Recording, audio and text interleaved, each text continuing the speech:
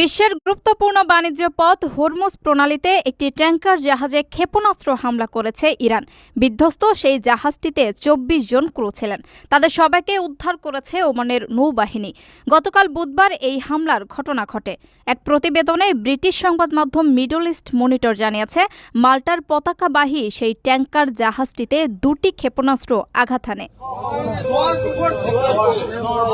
ওমানের নৌবাহিনীর তৎপরতায় বিধ্বস্ত সেই ট্যাংকার থেকে উদ্ধার করা হয় জাহাজটির ২৪ জন ক্রুর সবাইকে। হামলায় কোনো ক্রুর নিহতের সংবাদ পাওয়া যায়নি, তবে কয়েকজন আহত হয়েছেন। আহতদের প্রয়োজনীয় স্বাস্থ্যসেবা দেওয়া হয়েছে বলে এক বিবৃতিতে জানিয়েছে ওমানের নৌবাহিনী। বিশ্বের গুরুত্বপূর্ণ বাণিজ্য পথ হরমুজ প্রণালীতে একটি ট্যাংকার জাহাজে ক্ষেপণাস্ত্র হামলা করেছে ইরান। বিধ্বস্ত সেই জাহাজটিতে ২৪ জন ক্রু ছিলেন। তাদের সবাইকে উদ্ধার করেছে